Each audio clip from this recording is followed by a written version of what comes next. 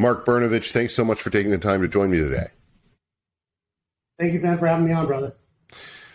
I first off have to say you are in a very difficult position. You've been one of the most applauded, I would say, attorney generals across the country, as being someone who has taken on the Supreme Court, won critical arguments before them, had an experience in terms of leading a major, and critical state during difficult times in ways that have been applauded by a lot of people. And yet you are facing a situation right now where Republicans and voters in Arizona seem to be, clashing over a lot of different things in ways that are not necessarily going to benefit you going into this primary. Why do you feel that you are in a position where you can win and you can win over a lot of the people who have, whatever your perspective, bought into the idea that you could have turned the 2020 election on its face? Well, Ben, thank you for having me on. And there's a bunch to unpack there. But let me just begin by saying what I've said from the very beginning, that Arizonans want an Arizonan representing in the Senate. And no disrespect to anybody else running, but, I'm somebody that grew up here. I'm a first-generation American. I still live in the same middle-class neighborhood right down the street from the high school I attended here in Phoenix. And I think when push comes to shove, people understand that they know me, they know what I stand for, and 7 out of 10 times, they may agree with me, but 10 out of 10 times, they know where I stand and the positions I take. And I think that's why, even though, I'm not a wealthy guy, I said I'm a public school kid, I've been able to win twice statewide. When I ran for AG, I was outspent. I was the underdog. Everyone said I wasn't going to win, but I worked hard, and I won. And in fact, in 2018, I actually got more votes than Sinamore McSally after being outspent again. So I'm a principled Arizona conservative. I have a real record, as you mentioned. I've been involved in every major fight here against, involving federalism, faith, and freedom. I've been a consistent conservative. And I think at the end of the day, folks recognize that and respect that. But as you also said, one of the things, when I talked to President Trump months ago, I told him that if you believe in securing our border, energy independence, confirming great federal judges, low taxes, low regulation. I have a track record on all of those issues, and I'm the guy that's going to fight for those. Not some Johnny-come-lately that's saying all the right things right now. But if you want someone that's just going to say something or tell you something you want to hear, I am never going to say something I don't believe. As a prosecutor, I'm not going to say anything that I can't objectively prove. And so we know that in 2020, there's a lot of folks that are upset about what happened, and there are things that we should be doing that I have pointed out. That we should be doing more with voter ID laws. Right now, I'm in lawsuits because the Biden administration sued over Arizona over its proof of citizenship requirement in presidential elections. So we're fighting the Biden administration on that. I argued at the U.S. Supreme Court last year in Brnovich and DNC, the most important election case in a generation, named after me, because I stood up to fight the DNC when they tried to invalidate or undermine election integrity measures. So I stood up, and as a result, restrictions on ballot harvesting, limitations on out-of-precinct voting. The Supreme Court said that's okay, and that's why you're seeing states enact that. So I always remind folks, there's a lot of people out there chirping and talking, but at the end of the day, I'm actually doing. Mm-hmm. One of the things that is true, of course, of you in this election is that you actually have a record. You have, the experience of being in politics, making decisions, having to defend those decisions. And the people that you're up against, they have the luxury of, frankly, never having to make those kinds of decisions. Does that put you at a disadvantage because you've basically decided to serve the state that you are from, as opposed to people who are parachuting in, basically, and able to redefine any decision they would have made in the past according to their wishes? Well, it is what it is. And I'm very proud of the fact that, as I said, I grew up here. I was a prosecutor. I started my career, as a gang prosecutor. I worked at a free market think tank called the Goldwater Institute, where, I wrote about the importance of the Constitution and property rights and individual liberty. And, I was a federal prosecutor working in Indian country, prosecuting, not only gambling crimes, but other violent felonies. And, now as the AG, I had never run for any other office, and I'm very proud of our record. I mean, if you look at what we've done, Ben, we've recovered a record amount of restitution for Arizona victims. I was the only state AG to successfully sue Volkswagen in state court, which led to direct restitution to victims that bought Volkswagens, not a bunch of money to the legislature. We've prosecuted a record amount of human trafficking cases. We busted been involved in the biggest drug bust in Arizona history as the Attorney General.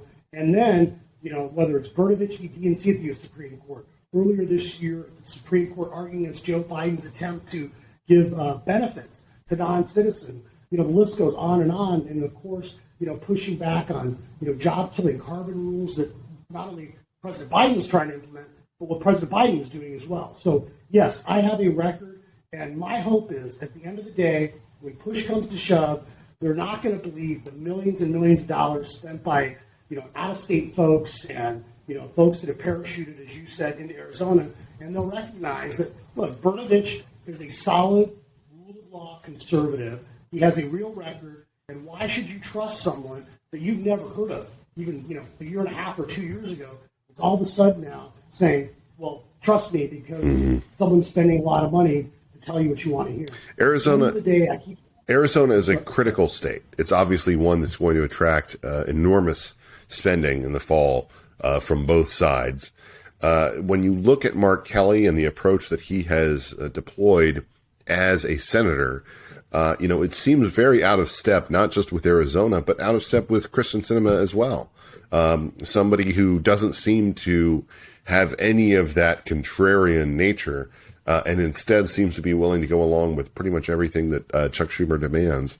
What do you think of Mark Kelly? Well, once again, it's all about who best represents Arizona values and who's, consistent on the issues that Arizonans care about. And as you alluded to, Mark Kelly votes with Chuck Schumer 97% of the time. A lot of people talk about that and they think, oh my goodness, that's crazy, that's shocking. Those are East Coast values. But I remind folks all the time that it's not only 97% of the time with Chucky Schumer. I mean, he's voting with Bernie Sanders 90% of the time. I mean, hell, even Bernie's wife doesn't agree with him 9 out of 10 times. But that's how out of touch Mark Kelly is.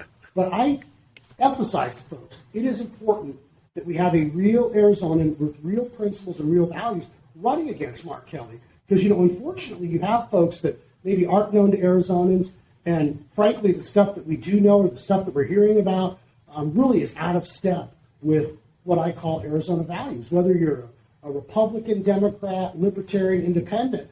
I mean, I don't think you can have a major party candidate saying, like one of the candidates that I'm running against said that, that women don't earn as much because they don't do dangerous jobs. And when I heard him say that, I thought, my goodness, my sister, worked for rural Metro Fire Department, and she was a paramedic, and you're telling me that she didn't do a dangerous job? And, and I think about people like my wife, who was a prosecutor and now is a federal judge. I mean, any job a man can do, a woman can do as well, especially as a father of daughters. And so when I hear someone say that, I think, oh my goodness, they're out of touch. And then you throw on top of it all of the crap that he has said that's racist and, plays to a far right of the party that no Republican should ever be playing footsies with. I just think it's unacceptable. And someone like that cannot beat Mark Kelly. So let me ask you a little bit about this situation in Arizona, because it's frustrating to me. I'm a Virginian, but obviously my wife is an Arizonan, and we feel like the state is being lost before our eyes, that it's being taken over by Californians who are moving in, that the DNC is going to, and all of the other affiliate organizations are going to spend millions of dollars to try to, prevent any Republican from being the representative, and that it might become, like Georgia, a place that they could, potentially hold out against what is likely to be a red wave, and to see a situation where, like, states like Nevada are, more clear Republican pickups than Arizona is really disturbing for us, because we love Arizona as a state. We don't want to be represented by Democrats. We don't want to see Katie Hobbs win. We do not want to see Mark Kelly win. And yet, the way that this fractiousness is played out within the Republican coalition, the coalition of the right and right-leaning independents, really depresses us because we feel like that's setting us up for that reality. How will you navigate that? How will you prevent that from happening if you are the nominee? Because I have always been about the principles and the ideas. And I tell folks all the time that, when it comes to federalism, faith, freedom, those are not something that someone invented just 4 years ago. Those are timeless principles that, people like Ronald Reagan fought for and articulated and won in landslide elections. My goodness, even, when you talk about low taxes and a strong military, strong stance against communism, that's what John F. Kennedy, the Democratic Party, stood for the 1960s. So it wasn't that long ago. And I sincerely believe that when you have people that can stand up and articulate and defend our Arizona conservative values, we win. But I definitely agree with you, Ben. When you look at what's happening, we do have people coming here from California. They're moving out of, a state where, you have high crime, high taxes, high regulation. And I remind folks all the time from California that high taxes and lots of regulation don't work where you have an ocean. They ain't going to work in the desert. And so, let's leave those left-wing ideas there. But, you mentioned Georgia. I think of Colorado. As an Arizonan, in my lifetime, we saw what happened in Colorado, where when you nominate, quite frankly, bad candidates, candidates that are on the margins, that, are one-inch candidates, you end up losing. And then it starts this cycle where, the Democrats or the left, they start controlling statewide offices, and that helps them leverage that to control the legislature, and then they, have more fundraising and more power, and then it starts this vicious spiral where you become, a marginalized party. And the reality is, look, I don't like politics. As I said, I never ran for office before I ran for AG, but I love the state. I have a deep love and passion for the state. And when I first got into this, I told people, I never thought I'd run for the Senate. If you'd asked me even 10 years ago, it's crazy, the notion that, people like Sean Hannity sometimes make fun of my name on the air on my website, because they can't pronounce it and spell it, although Sean is supporting me, just so everybody knows. But a funny last name, to think you can go from one generation to literally speaking Serbo-Croatian as your first language in your house, going to Shadow Mountain High School and Desert Cove Elementary School, to being the state's chief law enforcement officer and arguing the Supreme Court, and now in a toss-up race for the U.S. Senate. What an amazing country. And that's what I want to return. And I think that we have candidates that stand up that are positive conservatives, for lack of a better word, that are aspirational, and they remind us of the goodness of this country. We win. And just even, for example, last week I was on Telemundo. I'm doing some more interviews on Hispanic radio this week, and we've had a lot of African-American volunteers on our campaign. And, some folks are like, well, wait a minute, those aren't traditional Republican groups. And look, I am all about the ideas and the principles. And, things like low taxes, low regulation, lowering gas prices, being able to afford a house or afford your rent. Those aren't Republican values. Those are American values. And we need to do a better job of outreach and growing the party and focusing on the ideas. There are a lot of people who are running for office across the country, but particularly in the Southwest, who are promising a lot of things when it comes to what they're going to do related to the border. That, obviously this is a disaster. It's just, you can't deny it. You just look at the numbers. It's clearly a disaster. But the Biden administration is not doing anything to address it. What can you conceivably do in your new role, if you were able to ascend to that level, to change that, and including the possibility, potentially, as some people have started to address, and I'm grateful for this, impeaching Alejandro Mayorkas, impeaching the people who are making the decisions related to our border, or basically, steps that you could take to hold the Biden administration accountable when it comes to these types of decisions that, thanks to our system, they have to make. Well, we should all recognize and begin with the premise that Secretary Mayorkas is the least competent, of people within the Biden administration. And that says an awful lot, because we know that this administration is the worst one, maybe even worse than Jimmy Carter's. Anyway, so as you know, we've been involved in a lot of lawsuits. We've sued President Biden over his refusal to keep building the wall. We've sued him over his attempt to rescind Title 42. And, just as a kind of like side note on the state of the Republican Party here in Arizona, our office, we literally led and argued the lawsuit that stopped our lawyers, our office in federal court, stopped Joe Biden from rescinding Title 42, took on the president. And yet within, the party here, like not one single person gave the sitting Republican AG any props for that. That's just one example of how fractured things are here. But once again, I tell folks, we're going to focus on what we're doing. So we stopped Joe Biden from rescinding Title 42. I argued at the U.S. Supreme Court when he tried to give benefits to non-citizens. We've sued him over the asylum rule. We've sued him over the permanent guidance where he wants to stop deporting people that are felons or being released from prison. And so I remind folks all the time that regardless of your position on immigration, what Joe Biden is doing right now is undermining the very reason why people want to come here. The reason why people want to come here from so many countries, or fleeing communism, fleeing tyranny, is because America is about the rule of law. That consistency and certainty in the law is what's so important. And when Joe Biden decriminalizes and incentivizes people coming here, it undermines the very basis for that foundation of what made this country great.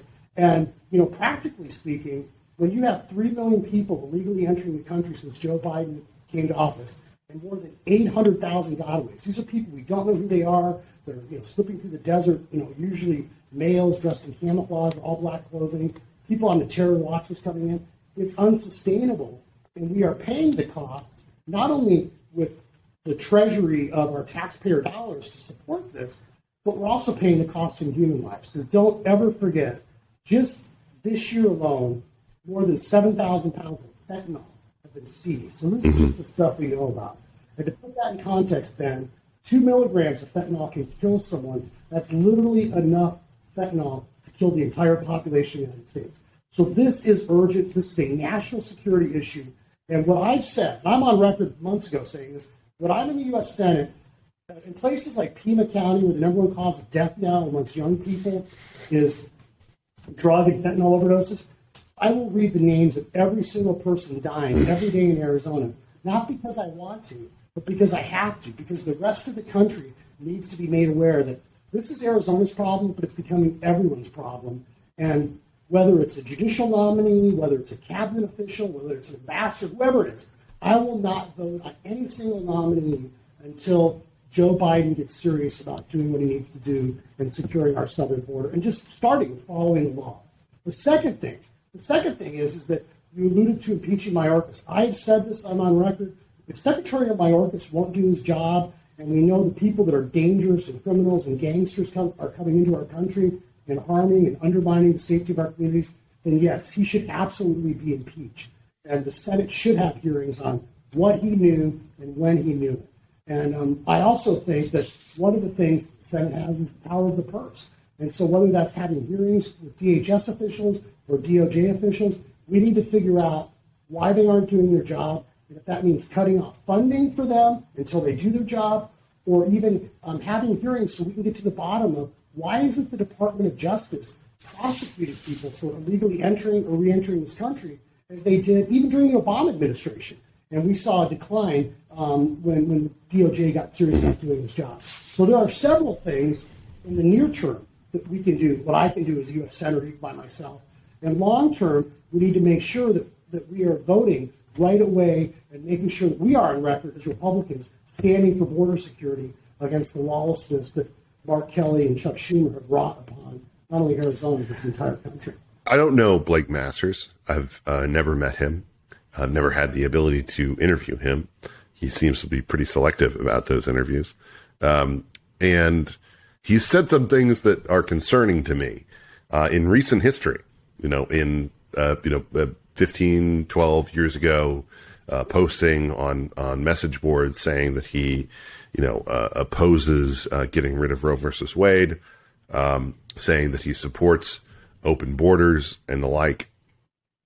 It's really disturbing to me, and to my wife that someone like that could parachute in to Arizona from California and have potentially the nomination of the Republican Party by dint of basically a performance art kind of approach to depicting the way that they stand on a bunch of issues. He's from San Francisco. I'm disturbed by it. I mean, am I unjustified in being disturbed by it? Is this a situation where, I should just get around to the idea that carpetbagging from San Francisco is just something that we should totally be okay with? Well, from your lips to God's ears, man. Yeah, I mean, I'll tell you what. Think about how frustrated I am, and my friends and my family and my mom's friends from church. And yeah, look, honestly, I had never met him, never knew him until we were at some debate forum, and you kind of say hi to someone. And look, I mean, I think Arizonans are smart enough. They should be smart enough to know. You get some guy that parachutes in that, like when I was at the Goldwater Institute, 15 years ago, writing essays for National Review about gas pricing, eliminating federal gas tax, and having more deregulation so we can have more drilling and exploration to become energy independent.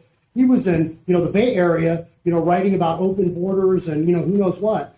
And I just think it's the height of hypocrisy for someone now to act like they're a border hawk and talk about border security when I was running for AG in 2014 and fighting the Obama administration. He was living in a sanctuary city, writing books on the brilliance of whatever, the virtues of monopoly. And so monopolies, I mean, so it's crazy stuff. I mean, Ben, if there were just one thing, like, okay, well, you got some rich tech guy being supported by an out-of-state billionaire parachuting in to buy a seat. In Arizona, we have a long history of rejecting self-funders. And one thing we don't like about the self-funders is people funded from New York and California. So you think, well, this isn't going to work. And then you throw on top of it all the stuff that's come out. I mean, my God, who quotes Hermann Goering to the frickin' Jewish Insider? I mean, who praises the Unabomber while they're running for the U.S. Senate? I mean, it's crazy stuff. I mean, it's just it's pretty amazing. Yeah.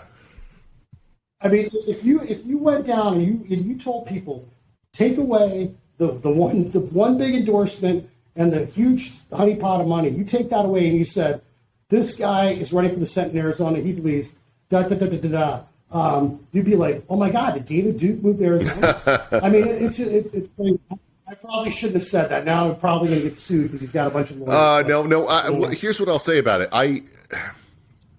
I recognize who he is because it's like, I was a young nerd too, like, I mean, I understand, someone who is motivated by a lot of these kind of nerdy impulses, and they don't really think about things in the future that, they may say something like, well, Ted Kaczynski had some good points about how our, technocracy is taking over our lives or something like that. At the same time, it's like, that's not what we want in a political leader. We don't want somebody who's, engaged in this and that, in that degree. And look, I am, very much, I don't take sides in terms of primary battles, but I do think it's very telling that, when it comes to this election, I'm talking to you, I'm talking to Jim, and I'm not talking to Blake because Blake doesn't want to talk. And that's the same thing that he's done when it comes to a lot of different, media approaches. I think that he doesn't want to deal with those kinds of questions. But when you get to the Senate, if you get to the Senate, that's not something you can avoid. You have to take it on. You can't just, deal with it the way that you might like to deal with a tech company. Well, I appreciate that, Ben. And, I would be remiss. I'm so bad at this to remind people that my website is Brnoforaz.com, BRNOFORAZ.com, or what we call the Hannity variant, which Mark Levin, who's also endorsed me, likes to say, if you go to markb4az.com, you can also get it. All right. Thank you so much, Mark. Really appreciate you taking the time to join me today. Jim Lamon, thanks so much for taking the time to join me today. Been great to be here. Great race out here in Arizona, as you know, that controls the levers to the U.S. Senate in the next session. Yeah. It's a race that's going to attract a lot of attention, obviously, in November, but also now in terms of determining who's going to go up against Senator Mark Kelly. First off, I just want to ask you a little bit about your own background, because you're someone who, hasn't been necessarily a national political name prior to deciding to run for this office. Tell us a little bit about where you came from and your family. Sure, been in Arizona 13 years. Originally, I'm a farm boy from the Southeast, and a little college linebacker, outside linebacker for Coach Bryant at Alabama. Got a civil engineering degree, went into the military, 6 years officer, paratrooper, as well as engineer officer over in Germany during the Cold War. Exited into the power industry and been working my way up from field engineer to be president, second largest coal and gas engineering construction company in the country. And we did great, highly efficient coal gas until Obama decides, that that's not good for the country, which, of course, we know how that worked out. Moved coal and gas guys to Arizona, and we built our own company. Sold it last year, $1 billion company, to make sure we focus on this full time. And you're right, Ben, never been in politics, never wanted to be. The largest donor in Arizona to conservatives, from President Trump, Freedom Caucus, Arizona House and Senate majorities, but prefer to do it that way. But we must beat Mark Kelly. And when I looked at the candidates, we did not have one that can go up against that. He's a veteran, and of course he has Soros machine with him. So we had to jump in this race, and fortunately, since first week of March, been leading, and we're going to take it to Kelly here in starting a week from yesterday. I know that there's a lot of people who looked at Mark Kelly and they saw a guy who had, basically a good personal story, something that would, elevate him certainly as a potential candidate. But when it came time to actually serve in the U.S. Senate, he seems to be someone who's really been out of touch with a lot of Arizona values and priorities. And, say what you will about Senator Sinema, she's someone who seems to have a better bead on what the state priorities may be in a number of different areas. It's one of the reasons that she's, attracted some applause from different corners. Why do you think Senator Kelly's so out of step with the state?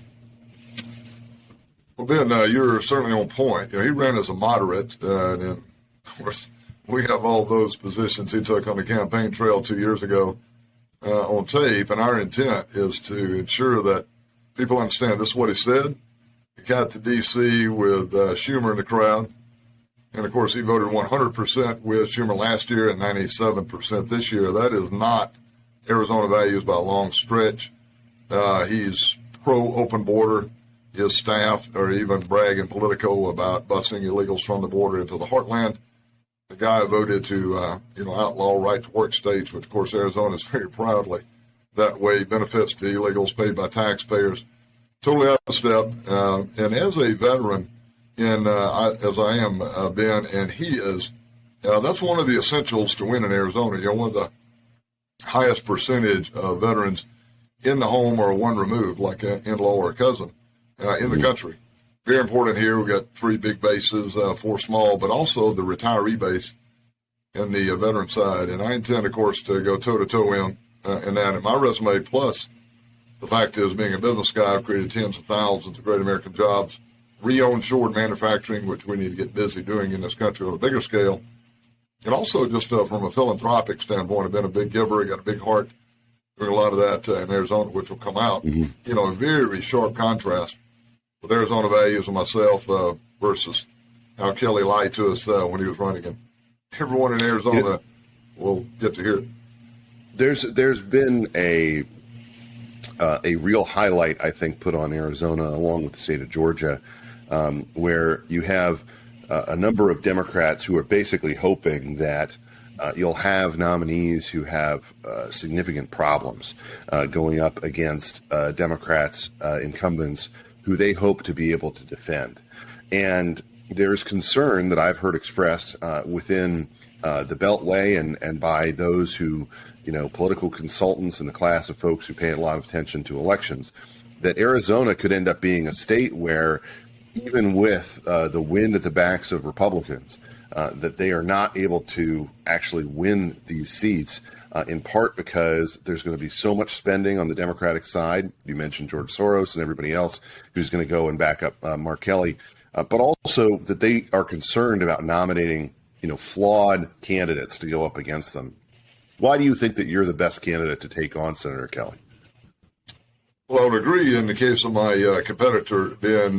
He has written fairly extensively about open borders, open drug trade before he declared his candidacy for the race.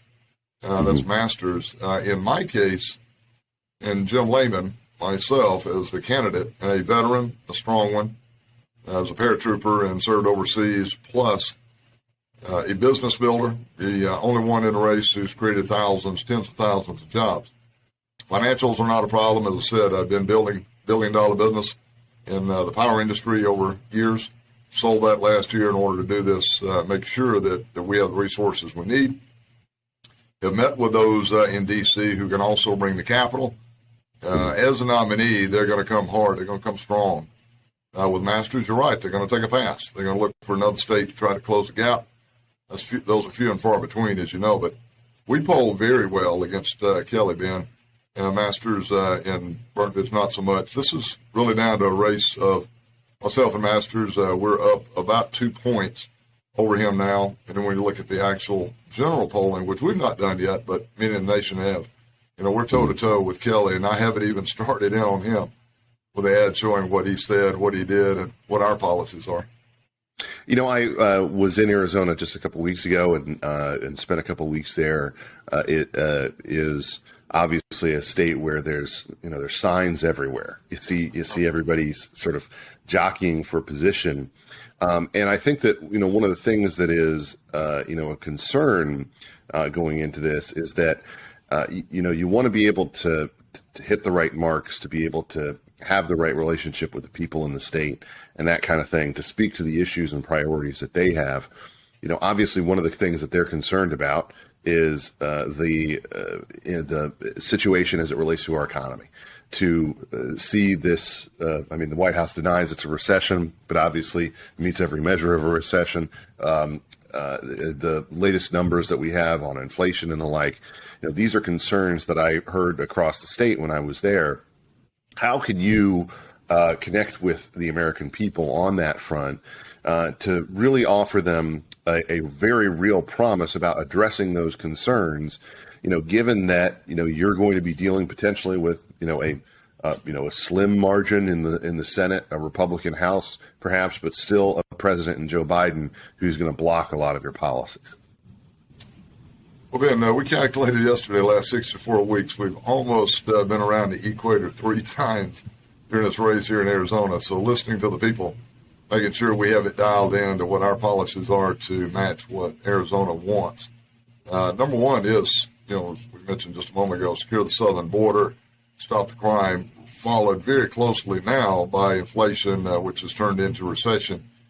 Puts the country in a very bad spot that Biden and Kelly have managed to orchestrate from a roaring economy to one with high interest rates, high inflation, and now a recession.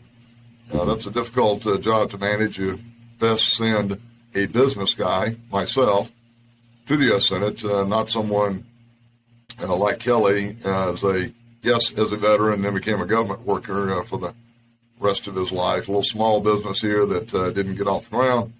But someone who understands macroeconomics, someone who's built billion-dollar businesses, owned no debt, and been very profitable in doing it, passing along the wealth. So in D.C., Ben, one big difference is that I have not had to take PAC or lobbyist dollars as my competitors have done, and, of course, as Kelly does. So I'll be there for the American people, the citizens of Arizona in this great country, and not beholding to those lobbyist PAC groups.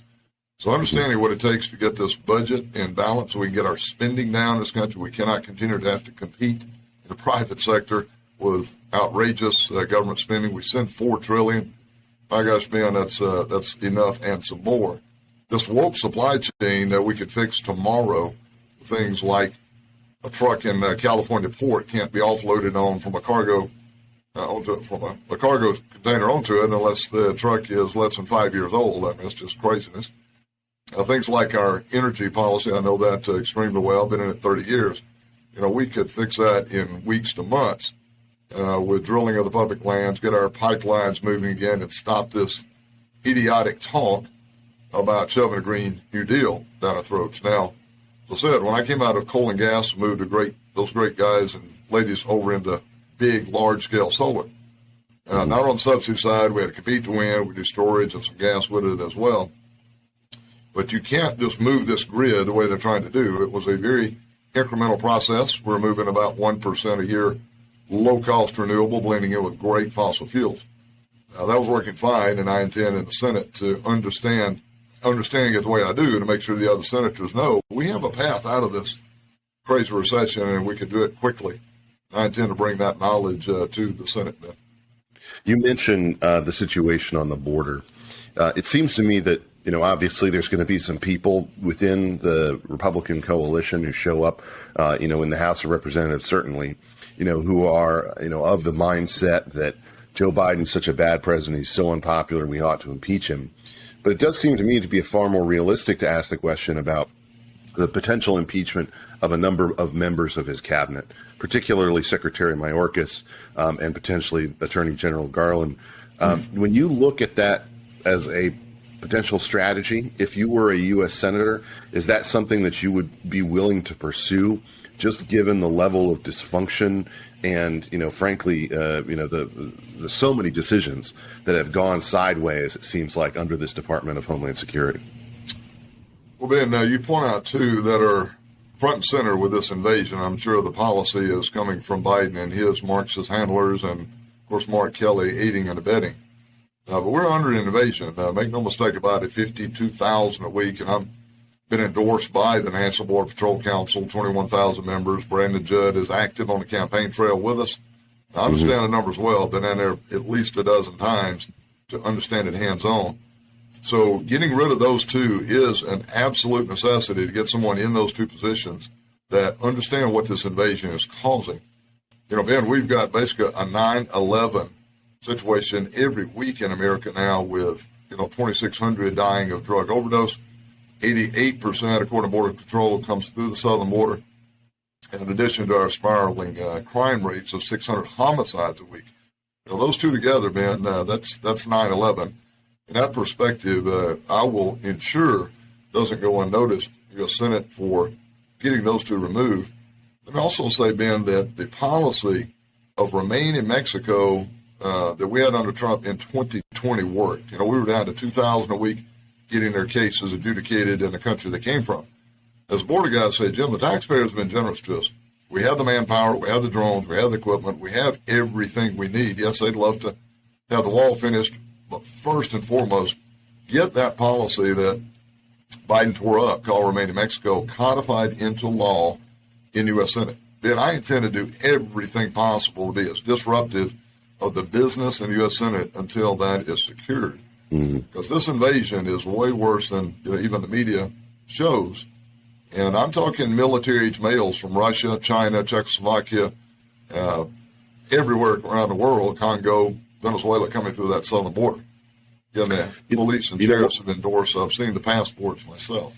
One of the big things that obviously is front of mind for a lot of folks today, something that, as both candidate and then as president, Donald Trump, put front and center, is concerns about the policies that we've had related to China. Policies that were for so long, very tolerant of the idea of a rising China, trying to make, a trade relationship with them, one that would work to our benefit. Now we see a situation where, a China that is increasingly economically unstable, is really rattling the saber towards Taiwan. They are, supportive of a lot of America's enemies around the world. And they certainly are, engaged in behavior when it comes to stealing our technology, when it comes to, flooding the necessary chemicals to make fentanyl, into these Mexican cartels, and by dint of that, killing a lot of Americans and frankly invading our culture, whether it comes to their power over Hollywood, or through, tech sources like TikTok, which seem to be of increasing concern for American parents, the way that they are warping our children and teenagers' minds. When you look at the issue of confronting China, where does it rank for you in terms of the importance of the issues that you would face in the U.S. Senate? how do you believe that we ought to approach that task, given how daunting it truly is? As we said almost every day on the campaign trail on our website as well, is that China is the enemy of America. When I served in the military, we declared Soviet Union the enemy, and we dealt with them accordingly, and we took them down without firing a shot. We must do the same with China. Their objectives are evil, and their intent is to, be the world dominating force, and the U.S. stands in their way, and that's what they're doing, inch by inch. In the past, and now maybe it's more like yard by yard, of how they are absolutely doing everything subversive to this country. Over 300,000 Communist Chinese Party visas in this country. Now, they're called Chinese visas, but you and I both know no one gets anything in that country unless the Communist Chinese Party says so. So they're in our country, they're in our culture, particularly in big tech. They're in media, they're in the stock market, they're buying our farmland. All of this needs to be stopped, and coming there without having, lobbyists or PAC dollars on even Masters is being backed by globalist money who is, again, pro-open borders, pro-open, trade with China. That is not good for America. We have to call this like it is. I intend to do so and be very firm that we've got to remove them from our country. It will be painful, and because we've so sold out from politicians at Wall Street for so many years. But we have to do this, get our mining back, get our manufacturing back, things that, as you said, culturally, we've got to make a hard turn in this country or we're going to lose it after 245 wonderful years. So I understand how they work, having come from the power sector and being able to be the leader in pushing back against them in that industry. I've had the opportunity to interview a number of different Senate candidates who across the country in the last couple of months. And there's a question that I've put to all of them that I'll put to you now, which is that you are going to be potentially part of a new presence in Washington that is not beholden, as you've stressed during this interview, to potentially the existing institutions or the PACs or the political organizations that have been around for a long time. We've seen the dominance of both the baby boom generation and even, Joe Biden's the generation before that, in terms of holding power in Washington for so very long. The likes of Nancy Pelosi and the rest of her leadership team. But that also includes, people on the Republican side like Mitch McConnell. And one of the things that you could end up with is a number of new faces in Washington, including yourself potentially, that represent, a younger look at what's going on there. And potentially, wanting to go in different directions or having different priorities policy-wise. Do you think it's time for some generational changes in the way that America does politics that moves away from the folks who've been around for decades upon decades making these decisions for us, given that there seems to be such an appetite among the American people for change? Ben, I bring the best of both, right? Fortunately, not beholding to anyone there, and bringing an outside view from business, and been quite successful at doing it with building great teams. From college football to military and business, it's all about team. But to me, that team is very strongly rooted in the citizens of Arizona and our country. Mm-hmm. And for too long, their voice has been muted. As you mentioned, the PACs and lobbyists in control of many in D.C. As I've said, I will vote for the most conservative majority leader in the U.S. Senate. We need to understand that the American people are crying out very loudly, particularly those who work and pay the taxes, and regardless of, Latino, Caucasian, African American, the people who are absolutely abiding by the laws are up to their ears with having two systems of justice, two systems of censorship and big tech, that D.C. does not seem to be listening to them. And I intend to be a very strong voice, Ben, on that Senate floor. I'm not bringing a team of young college Republicans for staff either.